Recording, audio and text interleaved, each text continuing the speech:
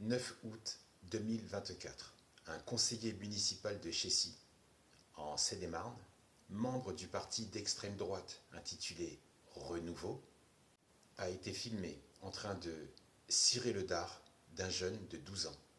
Benoît Fromeau, 47 ans, a été arrêté pour avoir commis ces faits dans le centre d'aide pour jeunes diabétiques où il travaillait. Il est aussi accusé de détention d'images à caractère P2 et aussi d'un complice amateur de jeunes et jolis garçons mineurs. Aujourd'hui, malheureusement, il est possible qu'une personne, adulte, abuse de son autorité que lui confèrent ses fonctions et de se rendre à son taf, lieu où il est en relation constante avec des enfants mineurs, et de jouer à souffler dans la cornemuse à l'insu d'un enfant de 12 ans. Ce qui est alarmant, ce n'est pas le fait que cette personne, lors des élections présidentielles 2022, est appelée à voter pour l'actuel chef d'État français. Non.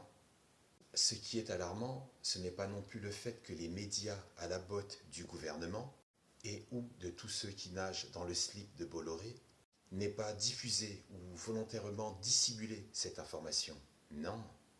Ce qui est alarmant, c'est comment un crime de ce type soit banalisé. Comment un crime de ce type puisse être traité comme un acte qui court les rues. Traité comme un acte qui court les rues et l'amener dans la tête des gens, l'amener vis-à-vis de la population comme un classique au quotidien.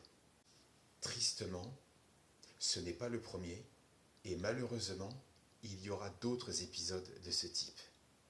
Épisodes de ce type qui continueront à passer sous les radars. Cette relation immorale, stimulée entre autres depuis les écoles, sur les 21 séances d'éducation basées sur le SEXE, 21 séances d'éducation chelou rendues obligatoires par la loi de 2001. Depuis la maternelle, où une jeune fille doit savoir comment gober le merlan ou se faire téter le nénuphar. Aujourd'hui, 2024, donc 23 ans plus tard, l'éducation nationale ne joue plus son rôle. L'école ne joue plus son rôle, mais permet de développer et de banaliser les pulsions adultes vers des enfants prépubères et ou au début de leur puberté, qui est manifestement une altération du fonctionnement social, du fonctionnement professionnel. Dans cette affaire, il a abusé d'un jeune de 12 ans dans un centre où on vient en aide aux jeunes touchés par le diabète, donc un mineur avec un problème sérieux de santé. En quoi cet adulte lui vient en aide en lui tirant sur le bambou? Comment ce jeune de 12 ans va-t-il vivre le traumatisme susceptible de provoquer une destruction physique et psychique? Comment se situera-t-il dans la relation avec l'autre quand il sera adulte? Quel sera son rapport auprès de l'entourage, l'école, la société, les parents? Comment les parents peuvent le vivre aujourd'hui?